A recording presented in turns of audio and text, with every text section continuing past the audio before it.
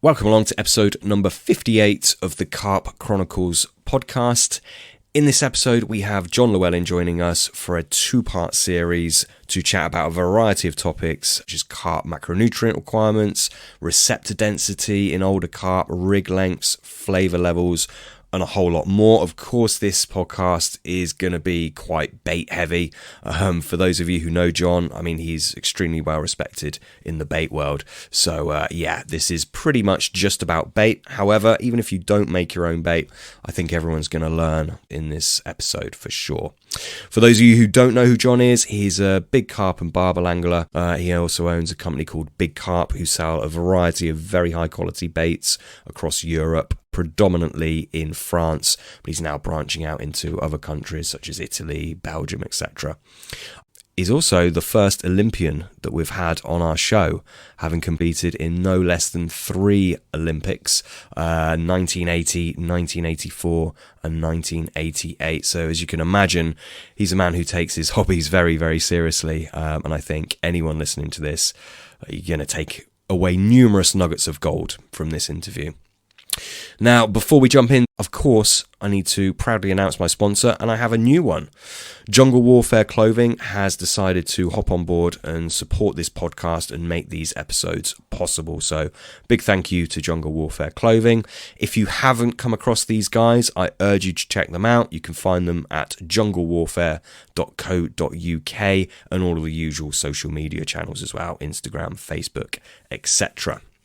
Now, they kindly sent me some products ahead of sponsoring the podcast, and I can honestly say, and I mean this, the quality is excellent, the designs are original, and the clothing looks just as good down the pub as it does on the bank. The main trouble that I've had is my wife keeps wearing one of the tops. I haven't actually been able to wear that one out there, but luckily they sent me a few bits, so I've been able to sport some of their stuff. Little heads up for you all, check out their Marley top, which is quite unique. I haven't seen anything like it before, but it's a bit of a standout piece for them. It's really, really warm. It's compact as well. I just keep it in my car 24/7 if I ever need to just pop something on that's warm, comfortable, and practical as well.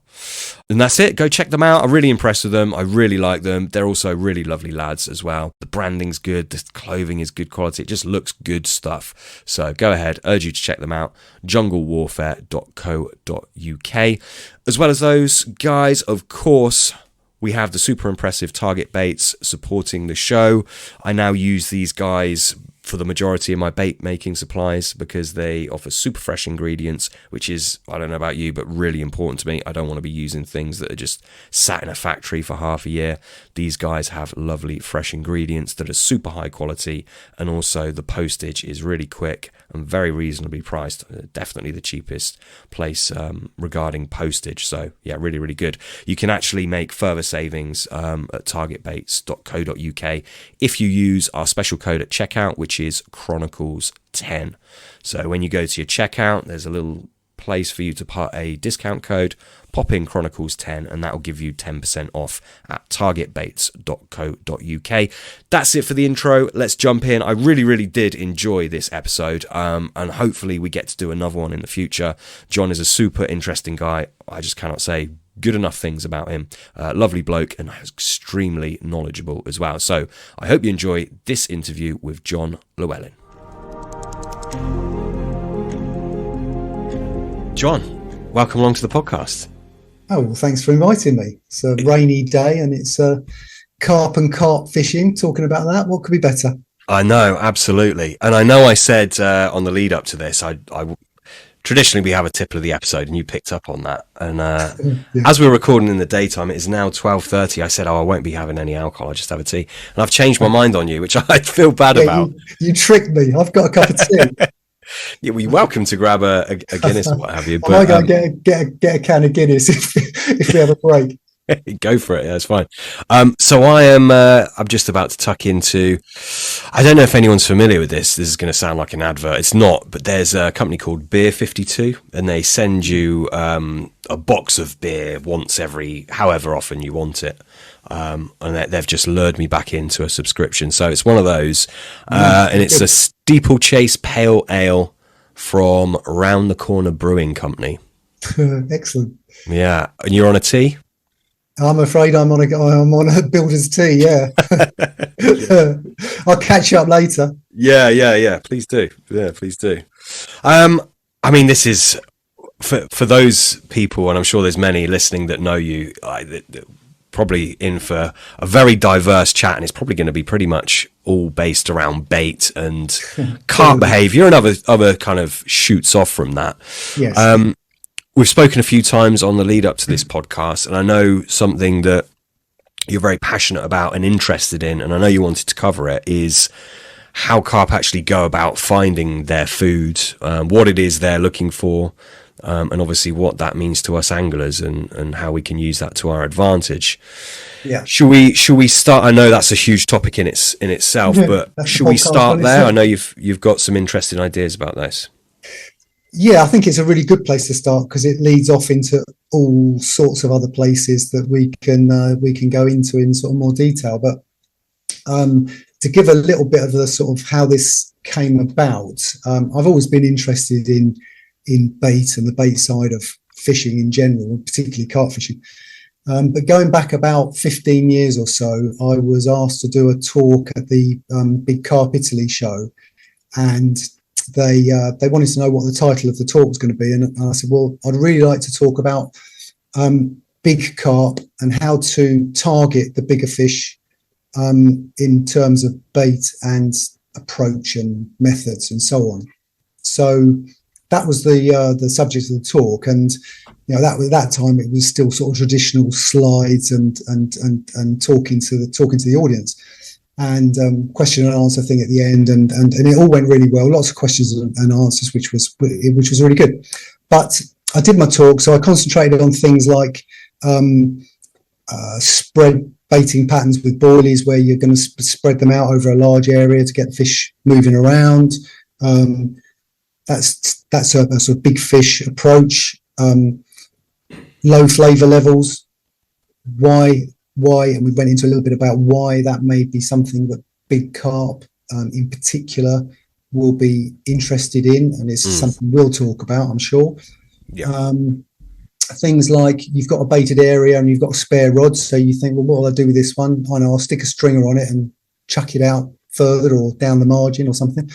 And that's the rod that you tend to get more bites on the baited area maybe, but when the one that's off on its own rips off, it is quite often a much bigger fish. Yeah. Or perhaps fishing singles. Various ways of trying to approach catching the bigger fish. So I did my talk, and then afterwards, a guy came up to me, an Italian called Armando Piccini, who's I found out was a fish biologist, a specialist who lives in Italy. And he said, you really must come and listen to my talk, because what I'm going to talk about will explain the science behind what you've just explained works.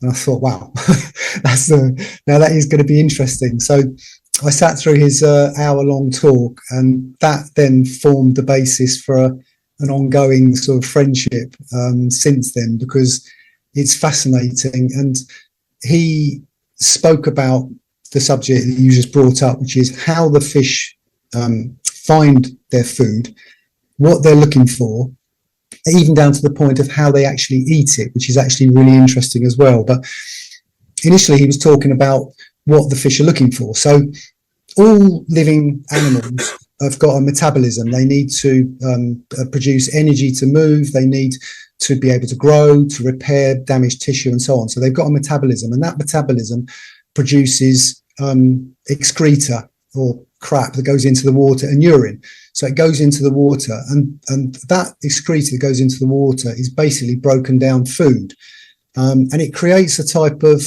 soup, if you like, in the water, and that soup is broken down food. So the proteins in the food that are being broken down are going to become peptides, basically amino acids for now, sugars, fats. There might be pheromones, there might be bile salts, there could be other elements that are in that soup, and the fish begin to recognize that as a smell that represents food, because bloodworm, crayfish, snails, larvae, they're all living organisms. They're all producing this excreta that goes into the water, creating this sort of soup.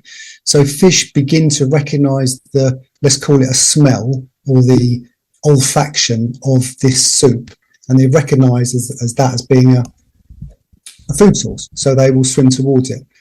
And the more that as the fish grow and they get bigger, they begin to hone in more and more on that smell. Because initially, the little carp, no one's there to tell them what they've got to eat.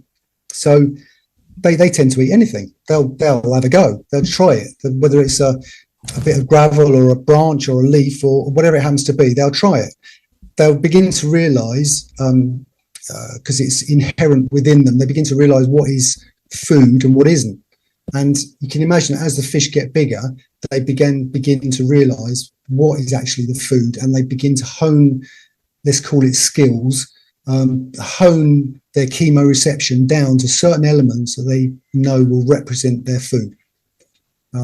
So when you've got a bloodworm bed or a bunch of mussels or larvae in the silt, they're producing this smell into the water, and that's what the carp begin to recognise as food. And they've got a means of detecting that smell called olfaction. It's to do with their taste buds, and they can smell at a distance. So as long as there's a current moving these smells towards the fish can detect them on their taste buds, and particularly in the nasal passages, which are designed specifically to pick up the amino acids, especially the free amino acids in the water.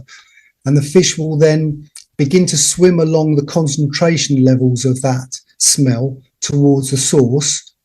And then when they get to the source, what Armando explained that I found absolutely fascinating, because I didn't know it at that time exactly what the carp do. Okay, we know they open their mouth and they suck it in and they swallow it via their pharyngeal teeth to break it down. But what's interesting is the carp get closer and closer to their food following the concentration of the smell.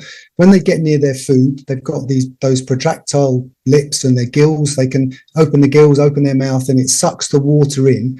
And when the food goes into their mouth, it goes in with silt and gravel and leaves and all sorts. And then it gets to the bit that I didn't realise happens. The fish pushes it's got a tongue in the bottom of its mouth, that it pushes the food it sucked in up to the palate, which is on the roof of the mouth. So inside the mouth, there's an area called the palate at the top of the mouth, a bit like us, same sort of thing. But the carp is pushing its food against the palate. And what it does then is it holds, this is all happening in the sort of blink of an eye, but it holds the food, could be a boilie, could be a bloodworm or a snail, whatever, against the roof of the mouth, and it does backwashing. And the backwashing is by opening and closing its mouth and its gills, it washes water backwards and forwards, which begins to remove silt and particles from around the food. And you've seen carp feeding, when you see stuff coming out of their gills or out of their mouth, well, that's all the rubbish they don't want to eat. But the stuff they do want to eat is held in the mouth against the palate. And interestingly, the palate is where the taste buds on the palate there's the biggest volume or concentration of taste buds are in the palate. And what the fish is doing, as well as backwashing, it's pushing the food item against its palate so it can use its gustatory or its taste mechanism to determine, to a certain extent, the value of that food. It's actually looking for the nutritional side of what is it's holding against the roof of its mouth. Now, if it's not of any interest, it spits it back out with all the other crap. And if it likes it and it's something of interest to eat, it sucks it back to its pharyngeal teeth, crushes it up and swallows it. Now, no one had ever explained that to me before, that's the mechanism of how it happens. And I thought, blimey, I actually found that really fascinating, that's what it's doing. Just as a little aside, it brings in something we can talk about later, I'm sure we will. Carp, all fish, from the time they're tiny till they get big, learn to spit out stuff they don't want to eat along the mechanism I've just described. So if you imagine a fish has sucked in your bait, whatever it may be, that bait's got a hook attached to it. Now that hook is something it doesn't want to eat. So If it's in its mouth for too long, it'll spit it out along with your bait. We'll come back to it because I want to go into detail about that because it's relevant with the way that we present our bait and the way to make presentation most effective. Sure. But there you go. I think that's a start to our conversation. No, it's interesting, and I'm trying to remember which episode it was, but I think we've spoken about the palatal organ before. As I understand it, there's little kind of protrusions, kind of like little fingers up there, isn't there? Yeah, I mean, I'm not a scientific expert in any shape or form, but you're right that I've seen pictures, close-up pictures of the taste buds and so on. I remember you did a podcast with Patrick Mills and Dr. Patrick Mills, and you've done them with various other people, but in the way they describe it, which is, I think, a nice way of sort of getting it, is that it's like a lock and key.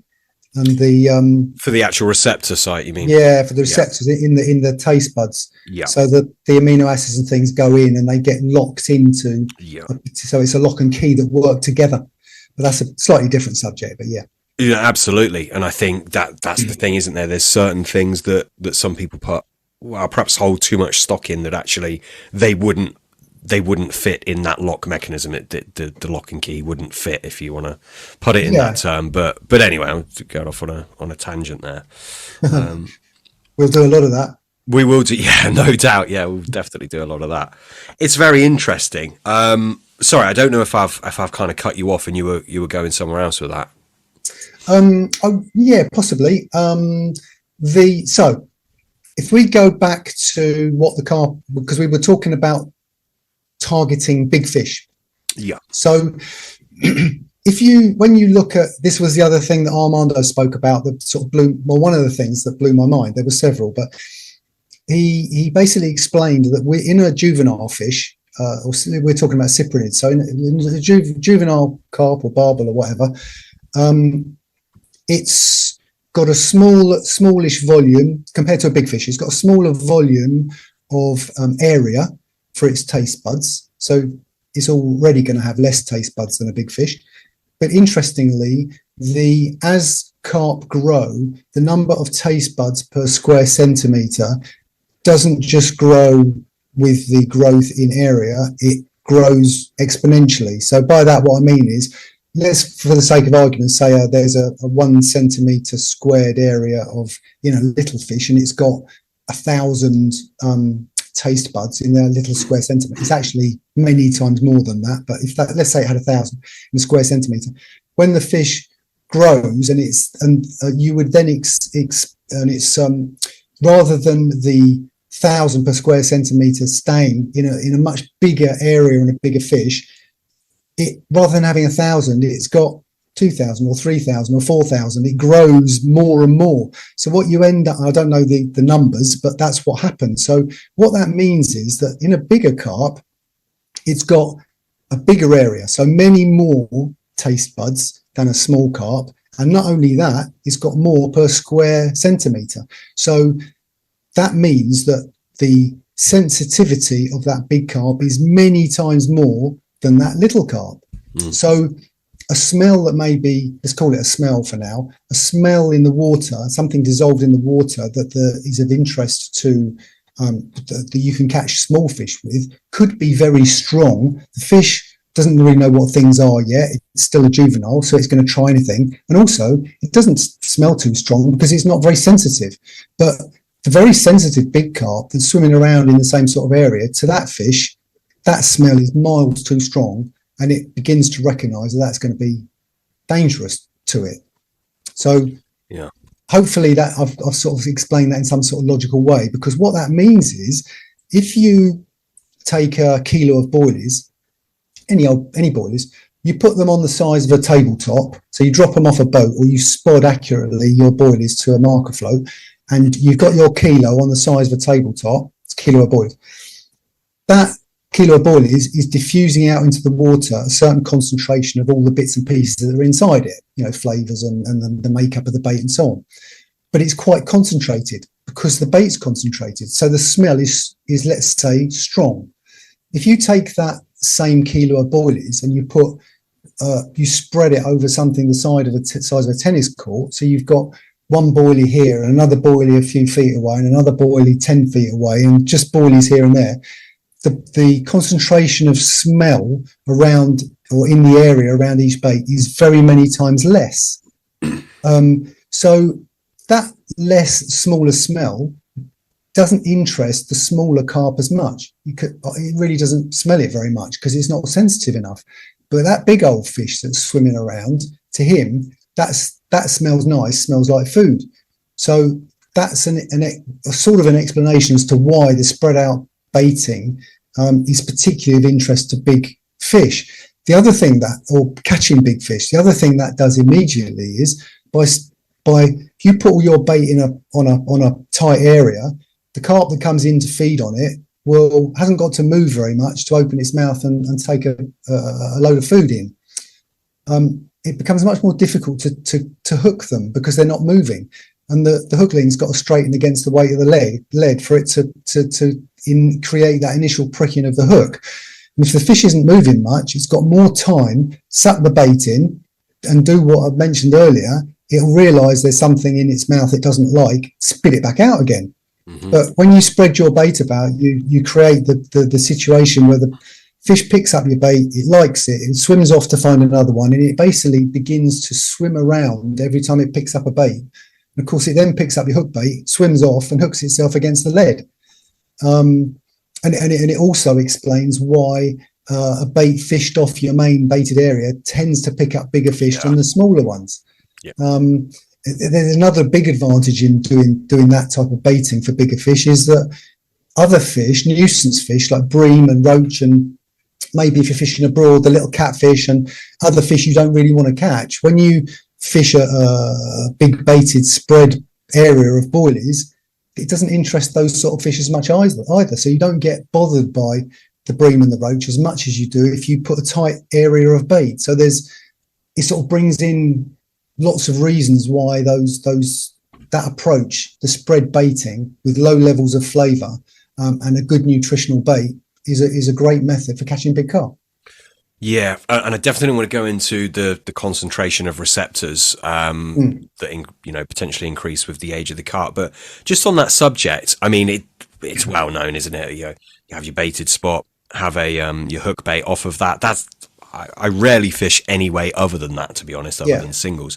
Do you think, so I've always kind of presumed what's happening, and just from observing the older, bigger fish, they just kind of hang back from the pack. They're a little bit more maybe suspicious, although that might be anthropomorphizing a little bit, but I've always kind of thought they're hanging back, seeing what's what, picking some food pieces off. Am I wrong? Do you think I'm wrong? Is it actually that if they're actually over the baited area, their receptors are just flooded with all these food signals, and it's just kind of, it's not a place they want to be from that side of it? Does that make sense? Yeah, I don't know. Yeah, I think it does. Without a doubt, it makes sense. How it works in reality, I'm not quite sure. Yeah. But it definitely happens the way you're describing. Yeah. And I think on places where there's a lot of pressure, because the thing to take into account as well is that a lot of the fish we're fishing for, they're not, well, let's say they're not natural carp anymore. Yeah. They're not swimming around and only eating bloodworms and snails and mussels. A lot of their diet is boilies and pellets and particle. So their behaviour is adapted and changing because of the way they're being fished for and the food that they're being offered. So they're no longer reacting in the same way as they would if they were natural fish. And from that, looking at it like that, I think if you're fishing an area, a club lake or a syndicate lake or a place that gets fished quite heavily, those carp, there's plenty of patches of food and bait for them to feed on around the lake. Yeah. And they've got a choice. They don't have to feed on it. They could just feed on their natural food. Although in a lot of these places, their angler's bait does begin to represent some form of what we could call natural food to them. But I think, to come back to the same sort of subject, if when it's a tightly baited area, it definitely creates a lot more smell. And I think it may in some way represent a dangerous area to the fish, and specifically for the really big ones, for the reasons of we were talking about earlier, the sensitivity. So So this was a study done on the concentration of receptors on Yeah. carp, right? Do you have access to that study at all? Or I know it's Italian, isn't it? No, it's not. No, it's an Italian specialist. Yeah, his name's Armando Piccini, as I say. Yeah. He was showing studies that were done by other people. I believe it was in Japan. I haven't actually got the studies myself. He showed them to me, Yeah. and I saw some of the figures and so on. But I can try and get them. I'll see if I can get them for you. Be amazing to, I mean, yeah. It is really it actually blew my mind, and it changed his talk. That 1 hour or 45 minutes of his talk changed my view on lots of things to do with the subject we're talking about. Yeah. It was just fascinating, and it opened up many more questions than it gave answers. But that's what makes this all so fascinating, isn't it? It is, and I love it when science proves something that you've found to be true in your own angling. It is when you find science backs that up, and everything kind of, oh, that makes sense. It clicks into place. It is no better feeling. As a bait maker, there's no better feeling, I don't think. Yeah. No, I agree 100%. And it's a bit like, there's an awful lot of bullshit, isn't there, in bait, and there just is. And I like to prove things for myself. I like to give it a go and try it. And again, bring back the name we spoke about earlier, a friend of mine, Stuart Morgan's. We might come on to that at some point, but we were throwing around some ideas to do with moon phases. But I know that's for another talk. But yeah, Stuart and I are of a similar mind, and we really like to try things and prove for ourselves whether something's actually true, because there is an awful lot of stuff talked about bait and various things that I think it becomes Chinese whispers after a while. So and so said it, then someone else says, "Oh, do you know what so and so? Oh, what do you think?" And then they're talking about it in the pub, and the next thing you know, it's true, and it's and everybody's talking about it, but it's all come from one little thing that probably wasn't true in the first place. Yeah, I think we spoke about this on the phone the other day, didn't we? It becomes an echo chamber, and what one person spouts off as this is gospel, someone else takes that and perhaps they'll spout it off on a forum, and all of a sudden you got lots of different people singing from the same hymn sheet that was created by one person who may or may not have been actually correct or not. And it's interesting, isn't it? It is. There's a lot, particularly in the bait world, there is a lot of that, and it's a bit of a dying art, isn't it, rolling your own bait? And I think there's probably less and less people that are really pursuing their own ideas about it. So things just get copied and repeated, don't they? They do, and these sort of things that eventually become like they seem to become almost like a truth. When, like you say at the beginning, actually there wasn't a lot of foundation to it. And I'm like you. I like to go into the sciencey part of it and try and get some proof. It's a bit like, I expect you were going to ask me this as a question after our previous talks, but it's on should we talk about the nutritional side of it now? It is relevant to when we're talking about big fish, or do you want to bring that in later on? Yeah, no, let's go on to that. Can I just ask one question first? About and you might not remember the paper exactly, but was this study for the taste or the smell receptors of the carp? As I understand it, it's not so much the gustatory taste receptors, it's the smell, the olfactory. My understanding of what I saw was it's actually for both, and again, this is my understanding. It may, someone please shoot. If someone knows better, please shoot me down, because I want to know if I'm wrong. I want to know I'm wrong. But my understanding is that the olfactory side of it, so let's call it the smell side of it, or the detection at a distance side, is the fish are using the taste buds primarily or initially in their nasal passages. And those taste buds are designed to pick up those smells that are in the water, the amino acids particularly. Also, I believe that the nerve or the innervation system of those taste buds to the brain is different to the taste buds that's in the palate. That, again, that's a specialist subject that I'm not a specialist, but that's what I understood. And what that does is it effectively means that the fish is, let's call it, smelling the olfaction side of something of interest, and it's immediately picking it up in its little brain. It doesn't think that, but that's what it's doing. And it begins to move from side to, when the barbel are typical.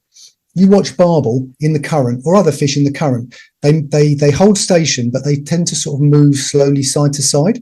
Now, if it was a trout, the trout is doing that mainly because of its eyes, and it's searching the surface for a fly or something floating past that it'll go up and take.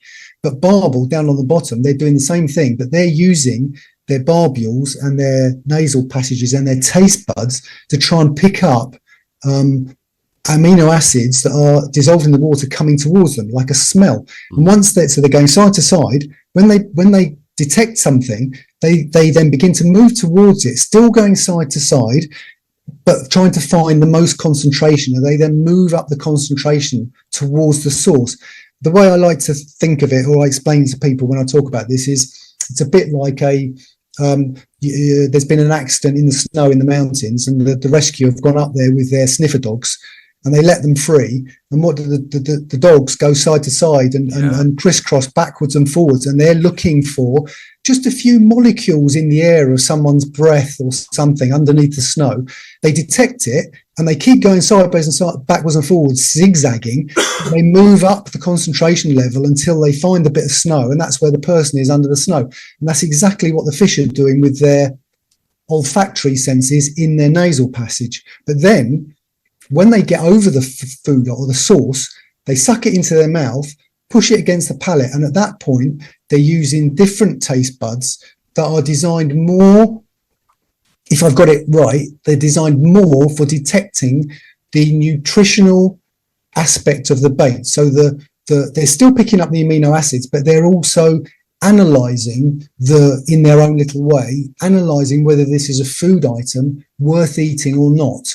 And then they either eat it or they don't. And it's not surprising that would be the way it works, because, again, no one's there to teach the carp how to find their food and what to eat. They have to learn to eat it, find it, and then eat it. And this way, they're able to detect their food from a distance, pick it up. If it's worth eating, I'll eat it. If it isn't, I'll go and find something else. And that will come on to something in a minute to do with that and what the fish are actually looking for in their nutrition. But I've gone a little bit off the subject, but yeah, stick with that for now. No, it's all good. I'm there's a few more things actually, John. Sorry. Yeah, go on. Well, yeah, this is why it gets interesting. Exactly. Yeah, and I've thought of a few things, and I know I've forgotten them already that I wanted to cover, but that's the nature of it. But we will come on to the whole kind of nutritional side of baits. That's a massive thing in its own right, isn't it? Yeah. And actually, with that in mind, do you just sticking with the potential receptor overload, etc. When we talk about that, or when you talk about that, I'm sure most people in their mind are thinking, okay, so low flavour levels, which I think we'd both agree with. But do you also feel that perhaps high levels of certain solubles within the bait can also have a detrimental effect on big fish? That's a good question. I think my immediate answer is yes. Basically because I think we would all agree that the animals in general, they're looking for the best nutritional package with the least amount of energy spent to get it. So, the best example would probably be something like a pike. If it could eat a 2-pound chub, or it's got a choice of eating 20 little roach, it's going to pick the chub. Because one chase and it's got a nice meal. Of course. And all animals are basically the same. So I think we would all agree that that's basically true. So if the better the nutrition is in the food that the fish is eating, the more it is going to want to eat it. And of course, the fact that something like a carp it needs a certain amount of all the macronutrients. It needs proteins, carbohydrates, fats. It then needs vitamins and minerals to be able to utilize those things, and it's got all these things that it needs. And my view is very much that if you could give it the perfect balanced nutritional package, why would it want to eat anything else? Yeah, no, I completely agree. I was more so let's say pre-digested fish meal, very soluble, right? Okay. So I've got a bait that's very, very high, over 20% pre-digested fish meal, which is very unusual in the world of baits, right? Yeah, it's a high level, yeah. Very high level, yeah. And to be honest, I've found that bait does very, very well with the big fish, and we've spoken about that before, it's well documented. Yeah. But in theory, that bait, because it's breaking down, and there's other solubles in there as well, of course. Yes, it's kicking out a lot of smell signals, right? Yes. So could that potentially be actually overwhelming the carp's receptors? And they think, crikey, hang on, that's a little bit too potent. I think so. You know what I mean? Yeah, I do. I think I actually believe it probably comes down to your type of fishing. Yeah. Because I suppose my basic thought about that is, if you're going on short sessions and you're maybe winter fishing, or you're using very little bait and you want to try and get a reaction quickly, sounds fantastic. Why wouldn't you? You know, attract the fish in quickly. By the time it's realised what it's eating, you've hooked it. So it becomes much more about that sort of attraction side of it than it does the nutritional side of what the food contains. Whereas if you're fishing longer periods, or you're baiting, pre-baiting, I imagine that it could become too strong and create what you're saying, where the fish, it still wants it because it's good food, but it's not the ideal. Yeah, we certainly haven't found that to be the case, but right. It's an interesting thought process nonetheless, isn't it? Yeah, it does bring in something that what we talked, saying about taste buds and stuff, because we talked about this the other day when we had our first sort of initial chat, and I mentioned another study that Armando brought up to do with the different hoppers. Shall I talk about that? Yeah, sure. Okay. The pellets. Yeah. Is that a good time to bring that in? I think it's a great time. Yeah. Okay. Right. Well, basically, he threw out a question to people, and he said, "Do you think, how important is the nutritional side of the bait that you're using?" And there are all sorts of different views to do with, like what we were just saying. Is it just about the attraction, and how important is it to have balanced, or should you have high protein bait or whatever? So he said, okay, I'm going to show you something that will give you an idea on the way the carp react from some studies. And this study was done on a group of known fish, carp, small carp. I don't remember the exact size, but a small population of carp. I think there were 50 carp, and in a pond. And the experiment was basically using 3 hoppers, feed hoppers, the type of hopper which it has what's called a demand feeder, so which is level with the water, and the fish come up and touch the bottom of the demand plate with its nose or its lips, and it opens and some pellets come out, so they can feed on what they want, and they can have as much as they want when they want it. And so you can study the way that the fish react to different things. And it's a fairly standard way of testing different ingredients, because what you have to realize is that an awful amount of money is spent by fish farmers on finding the most effective and most cost effective, particularly, way of growing their fish. They want their fish that they're growing for food to become as big as possible, spending the least amount of money. So lots of studies have been done on all sorts of things with farmed fish of all sorts, and there's lots of studies that have been done that are really interesting. So this particular study, there were 3 hoppers. In each hopper, for the sake of argument, let's say there was a ton of pellet, and the pellets were split up into 3 different types. Some of the basic ingredients were the same, but the objects of the exercise was that one hopper would be a pellet which was extremely high in protein. One hopper was extremely high in carbohydrate and very low in protein and fats, and the other was very high in fats and very low in protein and carbohydrate. So you've effectively got 3 types of food: high protein, high fat, high carbohydrate. Same amount of pellet in each one, and the study was to see which the fish would eat.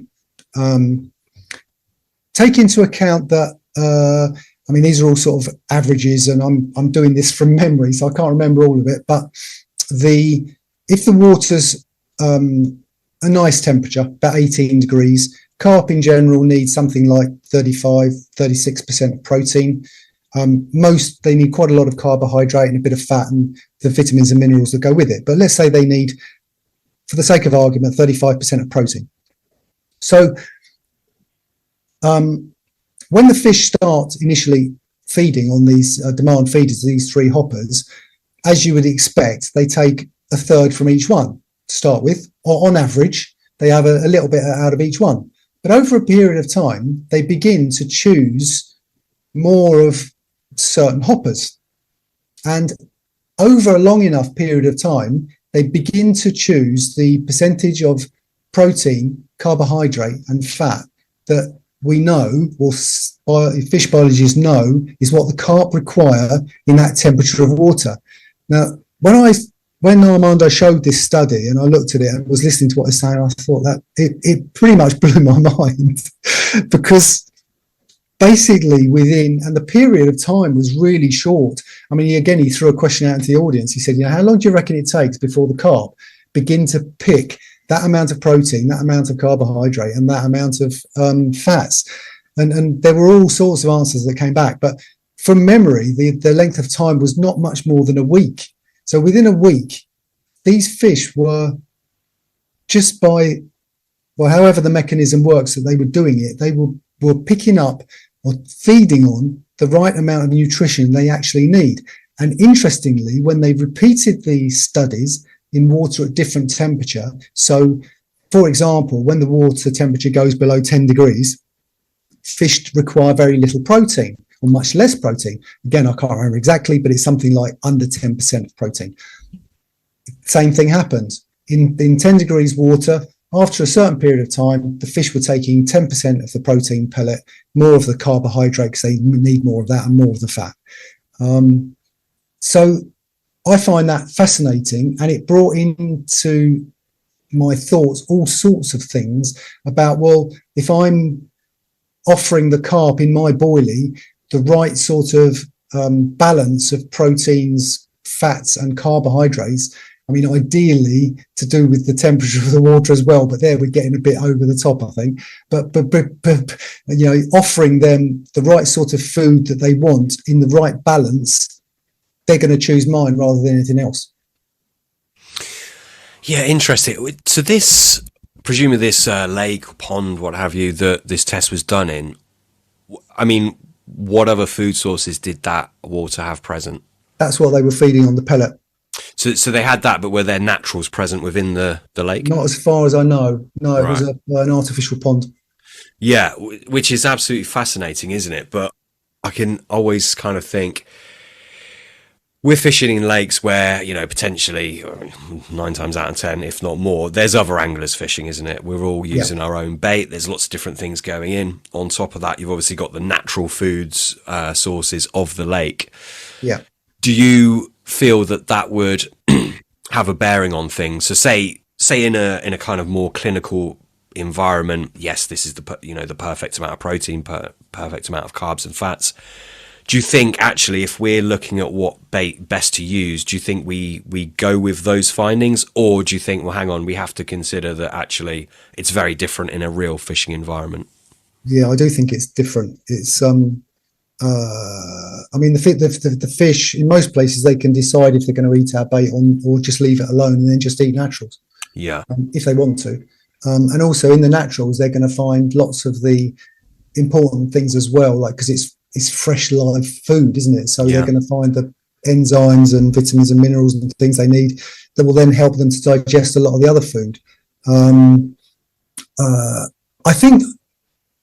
I think it's where they're in an area, you're fishing a lake where you're competing with lots of other anglers, the fish can decide to eat it or not. I mean, interestingly, over the years, when I don't do it so much now, but I used to fish, go to places and fish, book a week with friends or whatever, and we'd fish for some we've been to some places where there's some really big fish. We caught big fish, and there's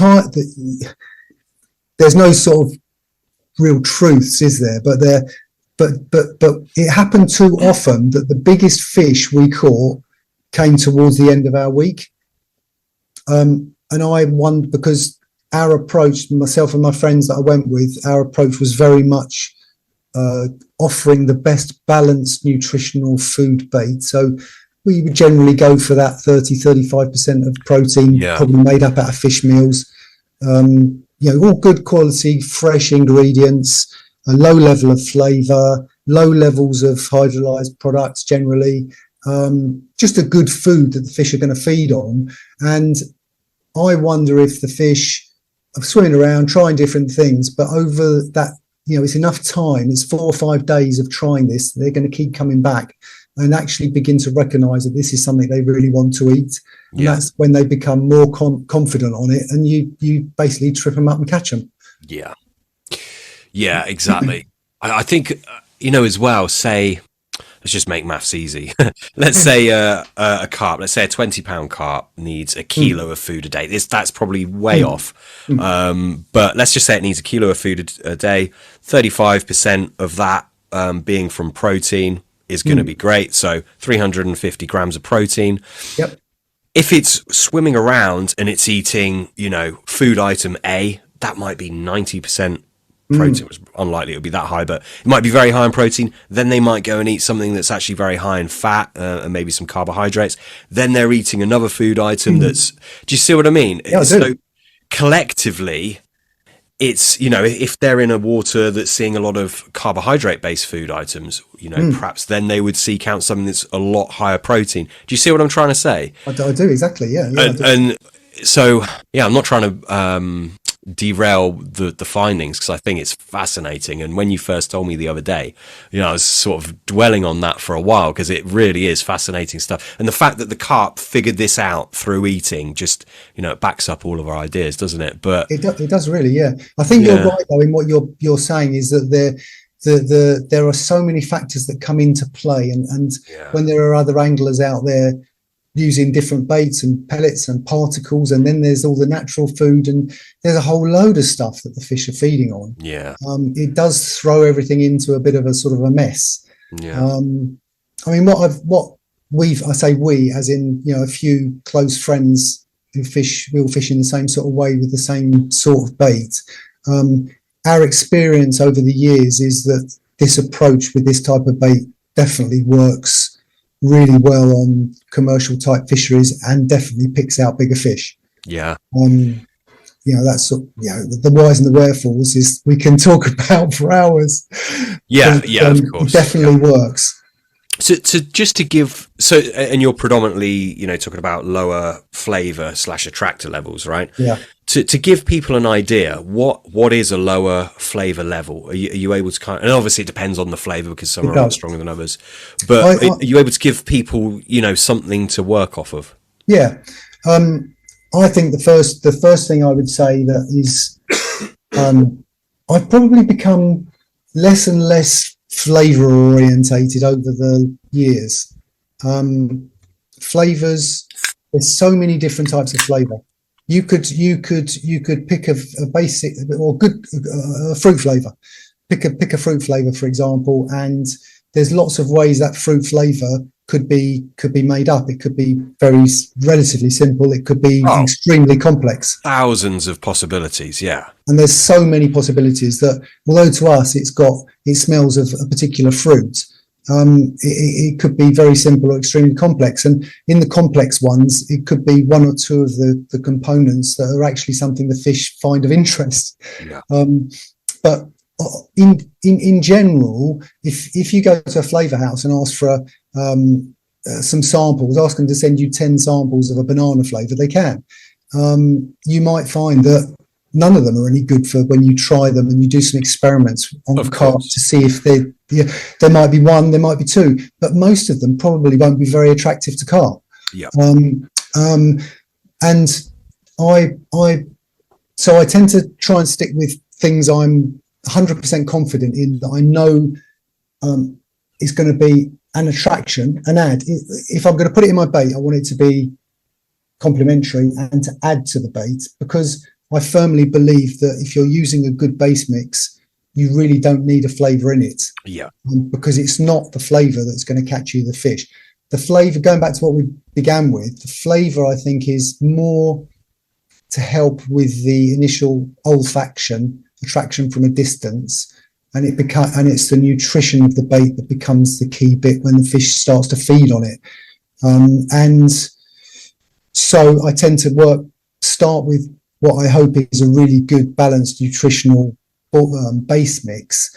I like to add a little bit of a hydrolyzed product, either something like a hydrolyzed krill or a hydrolyzed yeast, but in a low level, and then there'll be a very small amount of flavour. And when I say small amount, it could, as you said, it depends on the flavour, but it could be as little as 0.5 ml to 6 eggs. It could be, one of my friends I used to make bait for, I don't anymore because I'm not doing it in the UK anymore, but I used to make bait for him. He used to, for 6 eggs, he used to talk about, and we're not talking essential oils, we're talking other types of flavour. He would want like 2 or 3 drops in 6 eggs. You couldn't smell it in the bait, but he wanted it in there, and he had fantastic results using that. And the thing I always come back to to try and give an idea is, I've had a bait factory for 35 years, or about that sort of length of time, and so you'd have pallets of semolina, maize, micronized maize, soya flour, fish meals, meat meals, hydrolyzed, all sorts, pallets of different ingredients. All bait factories have problems with vermin. Interestingly, you could have a pallet of maize meal next to a pallet of fish meal, and they will destroy your pallet of maize meal. Yeah. And hardly touch the fish meal. Yeah. And yet the fish meal stinks and the maize meal just tastes like sand. Yeah. But those rats and mice want the nutrition that's in the maize meal. But it doesn't taste of anything or smell of anything to us, but they're recognizing it as food. And I think carp is very much the same thing.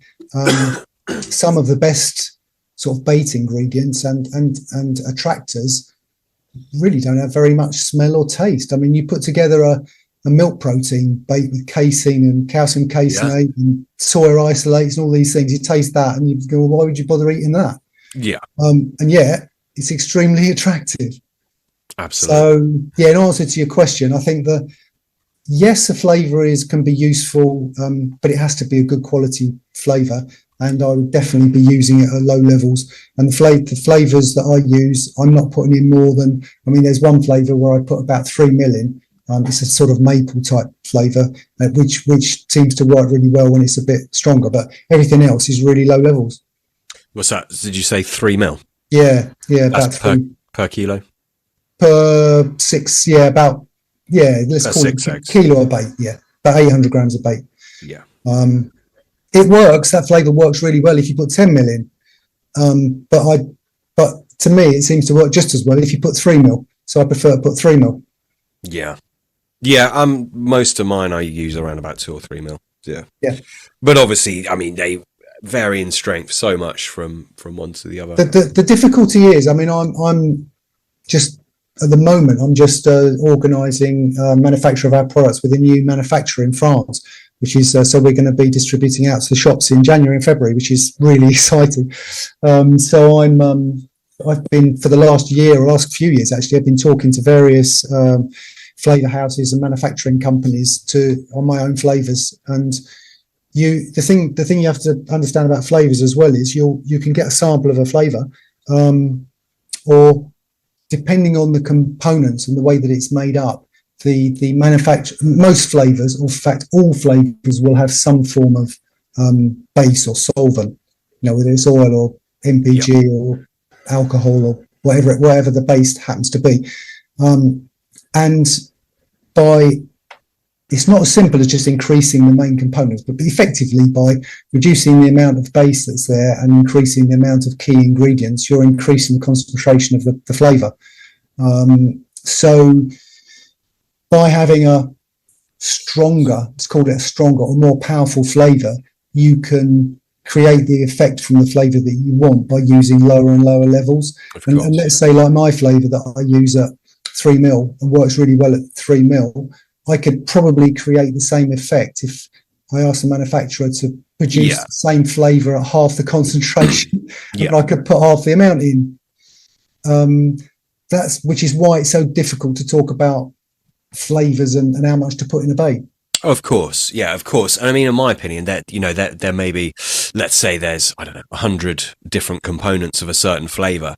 There's quite probably, in reality, only a few of those different components that are actually doing the legwork. Yeah, I agree with you. Yeah. And what concentration are they in?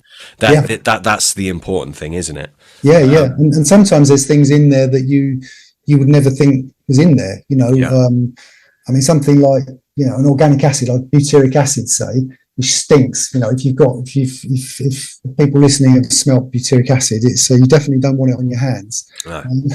And yet it's in flavors like creamy flavors, buttery flavors, cheesy flavors, scopexy type flavors is a tiny little bit of butyric, and there can be a tiny bit of butyric in all sorts of fruity flavors, but as a smell you would never know it was in there, but it is. And that's one of the little ingredients that, as a natural, it's one of the organic acids, are part of what is produced in nature when things decompose and break down. So fish know that chemical, butyric acid, is actually food. It represents a food. So like you just said, if that happens to be one of the components out of 100, just that one little molecule of butyric acid that's in there could be something that's causing the fish to be interested.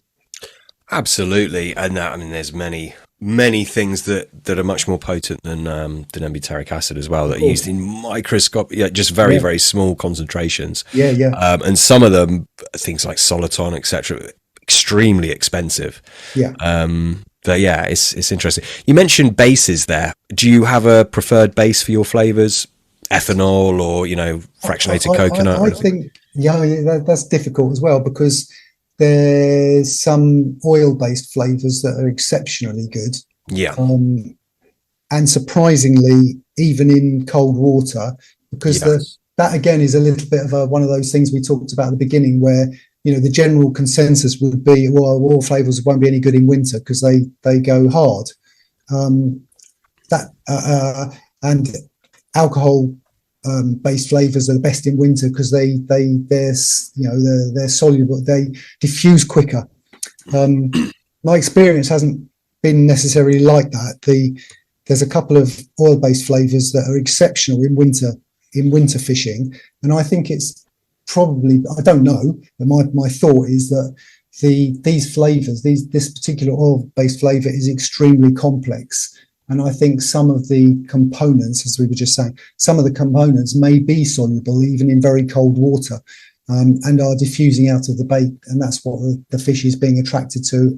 And yes, some oils will go hard in cold water, but when we're saying oil, it's just a very general term. And it could be other things within the flavour that are working. And the same type of thing when it comes to alcohol-based flavours, in that, yes, they'll be more volatile, and the volatiles will come off quicker, so it smells strong, especially to us. And if you're on the fish and that flavour comes out of your bait quickly and attracts the fish within a certain amount of time, yes, excellent. But if your bait's been in the water for 24 hours and the fish hasn't fed yet, maybe most of the smell's gone. Exactly, yeah. So I tend to think generally that a blend of different things is a good way to go, not just one. And I suppose if I had to sort of nail it to a mask, I would say that generally the alcohol-based flavours, I haven't had great success, or I don't tend to use them so much anymore. If it's just alcohol-based, I prefer to have it. If I was going to use it, I'd definitely blend it with something that was going to last longer in the bait, like an oil-based or MPG-based flavour. Yeah, I mean, to be fair, I think a lot of the ethanol-based flavors, they have oils in. It's like a bun spice on, there's numerous different oils in that. Sure. And I think obviously the ethanol base, it does act to disperse it quickly. So in the winter, you kind of nailed exactly what I was thinking. I prefer a blend as well. Yeah, I like. I mean, our strawberry is part oil based, part ethanol based. Is it? Yeah, yeah. Yeah, and it works well. And I mean, I've said about this many times, but cinnamon leaf essential oil is probably one of Yeah, the yeah. best things that I've used, me personally, in winter. And obviously, that's an oil; Is it's it? an essential oil. I've It's never not. tried that. Have you not? No, Oh, it surprises me. that's one I haven't tried. Yeah. Yeah, cinnamon. So there was someone put me onto it many years ago. Yeah, cinnamon leaf. The leaf is better than the bark. Okay. Essential oil seems to be in winter. Yeah, phenomenal. Obviously, that's an oil. It's not solid. What you can put that in the fridge, and it's nice and fluid. So yeah, I think some of the oil-based flavors are very interesting. And as you said, they have a longer kind of activity window because they don't just wash out the bait super duper quick. They kind of retain in there. And then particularly if you're fishing over silt, obviously that's desirable as well because the silt smell doesn't seem to permeate as much Yeah. when you're using an oil-based flavor. So yeah, I think the other thing is they all have their place, don't they? I think they all have their place. That's actually, I'd like to ask you what you think about it, because that thing you just said about silt. I don't know. My own thought about it is that it doesn't matter. Yeah. There's crappy, horrible, nasty, black, smelly silt that I wouldn't, we don't want to fish in. But most silt is just breaking down food, and there's bloodworms, all sorts of stuff in there that the fish want to eat. And when your bait comes back smelling of if it smells of nasty silt, then you want to cast it somewhere else. But Yes. if it's just in general what I would call good silt, the fact that it smells of the silt, I don't think it makes any difference. I agree with you. Yeah. Well, I think there's different levels of that, though, to be fair. So Yeah, probably. I agree. And I mean, they will sift through, inches and inches and inches, feet even, of silt to get to the bloodworm, whatever it is they want to feed on. The silt doesn't put them off. And, let's say you've got some solubility to your bait, which you will have and you definitely want to have. I believe that their sensory apparatus, their receptors, are so sensitive. They're kind of detecting it past the silt. Oh, without a doubt, yeah. I don't think it's overriding them and they can't smell or taste anything else. I don't think that at all. But let's say a flavor then, because we're talking about flavors. Let's say you're using a flavor because presumably you feel it enhances your bait. I think it's probably a good thing, or it can be a good thing, to still have that as an override. I'm kind of contradicting myself here, but still to have that as an overriding aspect of the bait, I think can only be a good thing. But as I've just said, I think they can still detect everything anyway. So does it really matter? I'm a little Probably bit not not. sure on that. To be totally honest, at the moment I'm confused and a bit unsure about that. I think that might be more your confidence. Human, yeah. And the fact that the bait comes back and you smell it and you go, wow, that smells good. So it's obviously good. And then things become a self-fulfilling prophecy, don't they? Because But they can, yeah. So I sell a few flavors, and when people say, "Oh, I'm fishing here, what shall I use?" I'll always ask them, "What are you fishing over? What's your lake like?" They're fishing in the silt, and then they use something oil-based. Yeah. The amount of people I've had message back say, that flavor's amazing. It was out in the silt all night, came back, smelt it, still smelt just as good. And now they are, rightly or wrongly, very confident in that particular flavor. Yeah. That can become a self-fulfilling. Yeah, that's a confidence boost, isn't it? Yeah. Interestingly, about silt, just tell you a little story. I think it was because most anglers, when you're we all fish areas where there's silt. I mean, sometimes it's better to fish in the silt than in the hard bits, depending where the food is. And also, most people will tend to fish the hard bits. So fishing the soft bits is not a bad way to go. But yeah, going back years and years, I'm pretty sure this was Frank Warwick fishing at Cuttle Mill. I had a discussion with Frank a long time ago, and I'm pretty sure it was Frank, and he was talking about the silt, and the silt in there apparently was really deep in certain places, and of course they were trying pop-ups on the silt and trying to so light leads and not letting it bury, various flavors and things as well. But the interesting bit that he told me was what he did. He said he suddenly sort of thought, well, when I throw my boilies in, they're all going down through the silt. So perhaps the fish are feeding down deeper down in the silt. Yeah. So he stuck a 4-ounce lead on with like a 2-inch long hook link, just chucked it in the silt, and that was what he was catching all his fish on. Yeah, and he's brilliant for that kind of thing, isn't he? Yeah, just like thinking outside the box. Yeah, and it makes Amazing. sense. I mean, I've watched carp on a canal, the Kennet and Avon Canal near Hungerford years and years ago. Walking along the edge of the canal, and you could see patches of mud coming up. And when you stood and watched, the carp and the tench were buried up to like halfway down the fish with their tail up. Rest of the head and halfway down the body was actually buried in the silt, and they were down there sort of eating bloodworm or whatever they were eating. But a bait on top of the silt wouldn't even have seen it. I mean, your bait needed to be down there where they were feeding. Yeah, definitely. And you see this kind of silt staining of their mouth as well, don't you? Yeah, you do. Yeah. There was a lake I fished, and it wasn't that silty at all, but there was a silt area. It was quite an interesting lake, actually, as far as the topography went. But anyway, on the few capture photos that there was, it just, I know it sounds crazy, but it did look like, hang on a minute, that's quite possibly feeding within the silt. Yeah. We're going off on a tangent here, but yeah. have you found through targeting fish that certain fish kind of have their preferential areas of feeding or anything like that? What do you mean? In terms of perhaps a certain fish that you're after, it gets caught from a certain area or on a certain method. Oh, crikey. So, I guess we're talking about silt. I guess what I'm asking is, do you think there's certain fish that perhaps prefer feeding in the silt, certain ones that prefer avoiding? Or not really. They're all just, I don't really think that. Basically, they're going to feed where the food is. Yeah. And often I think they will feed in different ways, because when something that stood out to me is when I first went out to fish in France, and I would go out take a little boat, a little inflatable, and we started taking a prodding stick to feel what the bottom was like. And typically you would have like a gravel pit where, it'd be deep water and it would be quite silty, and then it would start to get shallower and shallower, and you go up the side of a bar, and then that's where the weed would all be, just sort of off the side of the bar, and then you come on top of the bar, and on the top of the bar were great big stones and gravel, hard. So you would then start on the shallow bit with the prodding stick, and it would be going clank, clank, clank, clank, clank on the gravel. Then it would you'd get to the weed, and it would begin to be ching, ching, ch, ch, ch, ch, down into the sort of sandy bit, and it went ch, ch, ch, and that was like a sandy, firm but sandy bit just off the edge of the weed, and then it would go into the silt. And that little firm sandy bit was, if you put it there, that was a bite. That's what I mean. That's exactly what I meant. That was very cool. I first noticed that with using the prodding stick, and it was very definitely that little spot. It's a bit like if you can't use boats, and you can cast out past a weed bed, and you then drag it back or pull it back just so the lead just caches in the weed.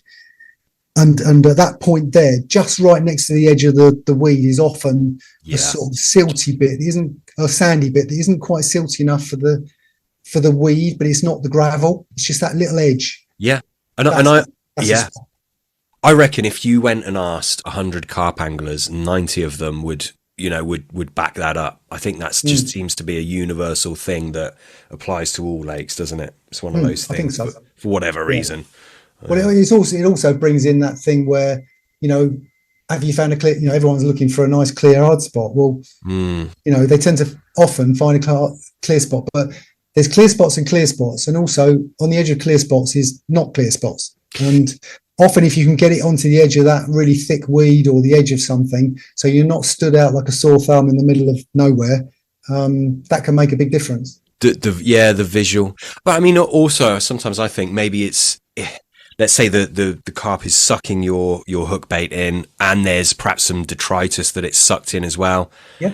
It's probably not going to notice your hook length and hook, or it's not going to be as alarmed about it if there's lots of other little bits in its mouth. It's on a real kind of gravel area where that's the only thing in its. Do you see what I mean?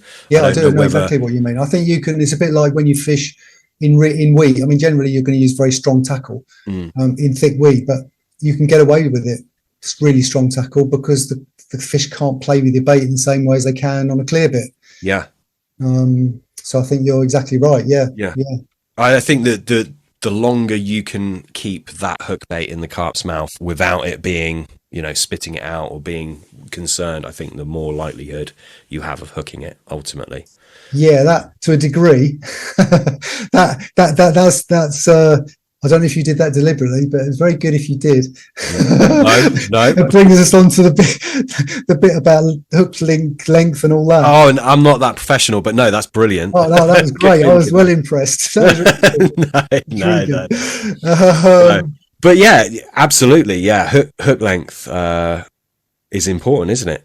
It's yeah. And I when you reflect on how the carp or how fish feed and what they're doing, it becomes, I mean, I'm sure you like lots of anglers will have fished, say, with a float and maggots for roach and rather than little fish. So you imagine you're fishing with a really delicately presented single maggot on a size 20 hook or whatever, a little tiny float with a few little shots on it. You catch a few roach and then you've got it out there and you don't get a bite, so you want to pull it in and cast it out again. So you pull it in and your maggot's flat. There's nothing left. It's been sucked dry. Well, and your float hasn't even bobbed, hasn't even moved. Well, that little tiny roach, to do that to your maggot, he's had it in the back of its throat and crushed it with his pharyngeal teeth. So your hook was well inside that fish's mouth and you didn't even get a nibble and you didn't even see anything on your delicately balanced float. So if you then take that to sort of carp, who are experts at spitting stuff out, I think if you leave the hook bait and the hook in its mouth for too long, it's only theory, but I reckon it's going to just spit it out because it realizes there's something in there it doesn't want. And that's the reason why, for me, I fiddle about with the length of the rig, but only by small amounts, because depending how the fish are feeding and the conditions, type of bottom I'm fishing on, I think it makes a difference. I want the fish to suck my hook bait in and the hook to go just past into its mouth. And at that point, I want the hook link to strain against the lead. So it hooks it straight away. Because if I'm leaving the hook links much longer, the fish can have that bait in its mouth possibly for too long, and it then has got time to spit it back out again. Do you see what I mean? I do. But if we're working off of the presumption that we're trying to get the fish move, so I mean, if you're pouring in, 10 kilos of particle on one spot, carp potentially isn't moving much. If you've got your bait spread around, as you mentioned before, I guess I'm working off of the presumption that we're getting that carp is moving. If that carp is moving, the longer that in my opinion, the longer that hook bait is in its mouth, the better. If it's moving, if it's stationary, I guess I understand what you're saying, because it's presuming you're not got your rig to kind of hook on it on the way out.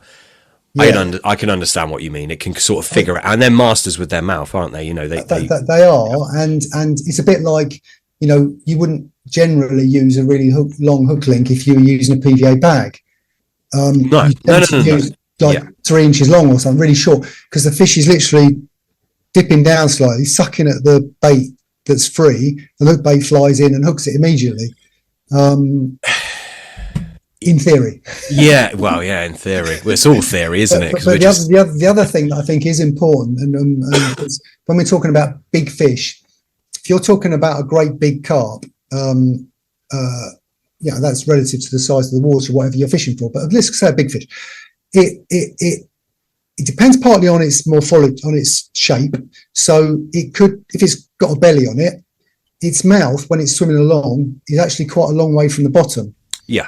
And to feed, depending on how it feeds and what it's going to feed on, the fish's position in the water is actually different. It's a bit like, sometimes you see them tip right up with their tail up in the air, and other times they swim along and they almost don't, they dip very slightly and they suck at whatever they're feeding on, and then they carry on moving. Yeah. I think when we're using the spread baiting pattern and fish, we're encouraging fish to move, I tend to use a slightly longer hook link, simply because a great big fish could have its mouth a fair way from the bottom, and I don't want it sucking at my bait and the bait not going in its mouth.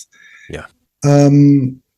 And so specifically in that sort of situation, I mean, it may not be I would tend to start with a hook link Yeah, if I'm fishing for big fish, I might even start 12 inches, 10 inches, 12 inches long, and then we'll see. If I hook a couple and they fall off, then I would think again, and I might change it. But is that long though? Maybe it is in this day and age, but yeah, I don't know. I don't know. That's the sort of length of rig I would generally use. Yeah. Even when I'm fishing for barbel, and most barbel anglers use long hook lengths, but I've not found that. I found that I stick to quite a short hook length. Are you using a kind of? What are you using? Are you using a supple braid for this? No, my favourite is a coated braid. It's called Ultra Skin. It's from Gardner. It's Ultra Skin Soft. It's right. You strip back. I strip back a couple. I'm not one for complicated rigs. I believe that if the fish is feeding, you're getting it confidently feeding. You don't need complicated. You just need enough to get so it gets the hook and the bait in its mouth, a sharp hook, and then strong enough tackle to land the fish you're after. My rigs haven't really changed probably for 20, 25 years.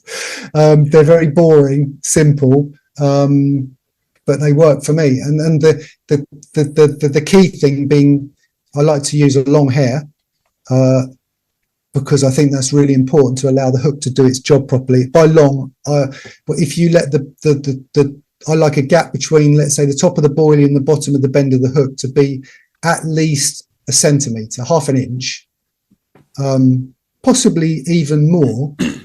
But then I would probably lengthen the hook link.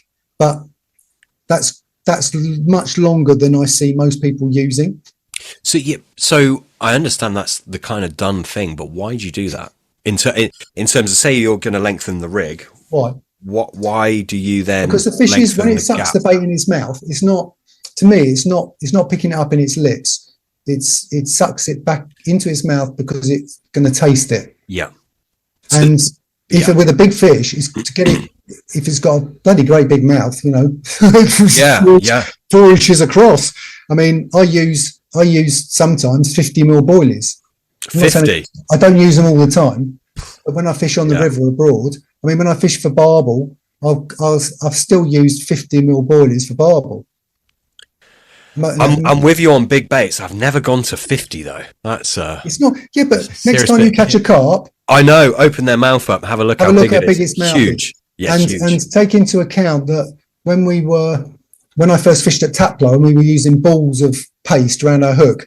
I used to, in my little coffee grinder, I used to grind up. I used to go to the fish, the aquarium shop and buy some pellets. It was a great paste I used to make. I used to grind up pellets. And then you used to buy, it was called PYM. I don't know if you can get it anymore. Phillips yeast mixture. Yeah, it was a yeast conditioner for birds in a little pot. I used to put that with my ground up pellet and either mix it with water, because I found out after a while, if you mixed it with if you mixed it with eggs, it didn't break down as quickly. Yeah. At that point, I didn't really know the boilies didn't exist. So it wasn't about boiling. It was literally about slowing down the dissolving time. So I either mixed it with eggs to make it firmer, or I'd mix it with water. And the size of that I was putting on was bigger than that. It was as big as a tangerine. We're talking probably 3 inches across. And sometimes you'd get a bite within 10 minutes. That hadn't dissolved. It was still 3 inches big, and that fish was just sucking it straight in. And even when you look at barbel, that obviously is not as big as a carp, but there's plenty of anglers that use luncheon meat, and they literally take, the size of a tin of luncheon meat, you take the luncheon meat out, cut it in half, and put a half on the hook. That is a big bait. That's a lot bigger than 2 inches. That is a big bait. And that's for a barbel. Yeah. Who they definitely have smaller mouths, don't they? Barbel. Yeah. It's considerably so. I'm not saying it's the ultimate thing to do. It's not. It's just an option. But what I think about whatever bait you're using and the hook and so on, the bait's going to go into its mouth far enough that even if you used a 1 inch hair, even if you used a 2 inch hair, probably wouldn't make any difference. You'd hook it the same, because the bait's gone back into the middle of its mouth and your hook's inside the lips. I get it. I understand. But I mean, Confidence. It's confident. It really is. Because yeah. when you show that to say, I mean, when I've done some talks in the past, I took some of my old kit. I mean, my first carp rods, I bought 2 Simpson 11-foot, 1 3/4 pound glass blanks. 1 3/4. There you go, 11 foot. And I built them myself, and I used them. So I sometimes take my rods, and I've got a couple of old heron bite buzzers, you know, and some reels and things. So I show them, and I show people the rig I used to use. And the first rig I used for carp, it was about 18 inches long, so it was quite a long hook length of nylon tied straight to a hook. But the hair, and it was at the time when I wasn't, as I said, I lived in Switzerland for a couple of years, and I while I was away, it was like the early or the mid 70s, around that time was when the hair came out. And when I came back to England, I didn't realise that this sort of revolution had happened. I'd heard about it, I knew all about it, but I hadn't seen anybody using it. So my first hair rig, I literally used about 4 inches. I mean, if you measure that, that is a long hair. 4 inches of hair of a light line attached to I had about a 14 mil little boilie. First time I used boilies. So an 18-inch long rig, a little hook, 4-inch long hair and a boilie. And that was what I used. And I used that for months. And I caught loads of carp. And it was only when I saw other people using a hair rig, I said, oh, is that how you do it? And it was and it was a lot shorter. Yeah, and that works as well. But it worked fine. Yeah. And who uses long hairs these days? Yeah, I use quite long hairs, but yeah, I know what you mean. Yeah, I understand. Yeah. Not that long, not 4 inches. No, that's what I used at that time, but I wouldn't use it that long now. But I do think the gap or the separation between the hook and the boilie is actually really important. And, and yes, you catch plenty of fish with the hook, with the bait on the back of the hook and all the rest of it. But I think when you're fishing the way I've described that I like to fish, you know, getting the fish feeding on spread boilie area, and they're picking up and moving on. You're better off using a longer hair. You know. Yeah. Do you know what? I'm the same as you. I don't change rigs at all. But whenever I do kind of go down that thought process and think, you know, could I tweak it? I always eventually, no matter what I do, I always come back. Well, I always come back to the same rigs anyway. But I also come back to the same thought of, do you know what? Actually, I think if put the hard work into the bait, give them something that they really want to eat with gusto. Yeah. And then all of these little finite things about the rig kind of largely become I'm 110% in agreement with you. I reckon, but basically it's difficult to say because it depends where you're fishing. But if on 10 proper takes, you know, everybody's going to lose fish. But if you're losing a fish, so you lose 10%, so 1 fish out of 10 bites, yeah, it just happened to pick it up wrong or whatever happened, it just, you didn't catch it. But much more than that, you know, I'd start to consider either the baiting approach or consider maybe the length of the rig and or the presentation. Maybe I should be using. Just recently, I've not been using pop-ups and wafters at all. My fishing over the last few years has literally been all with bottom baits, and it took me a while to get the confidence back to do it because I was doing so well using a finely balanced pop-up and so on. But, you know, I thought, bloody hell, you know, fish is probably eating 100 of my boilies on the bottom before it picks up my hook bait. Why should I be using something different than a hook bait? Than a boilie? Yeah. So I literally don't do anything. And for, as I say, for a couple of years, I haven't done anything with my hook bait at all. All I do is take one of my normal freebies, stick it on the hair. The only difference I do particularly like to use a paste wrap. But apart from that, it's just a boilie out the bag. Oh, we'll have to talk about paste. I'm a big fan of paste as well. But do you... Oh, I was going to ask you something there and it's gone. I'm not even going to pretend I can remember what it was. I'll tell you what, that'd be a good place to have a little gap because I need another cup of tea and I also have to go and visit the little boys' room. Yeah, well, I'm on my... I've actually just opened a second beer, so if you want to join me, you're welcome to. I'm going to go and find a can of Guinness. Okay, I'll see you in a moment. I'll go to Lou as well. Okay. Cheers, John.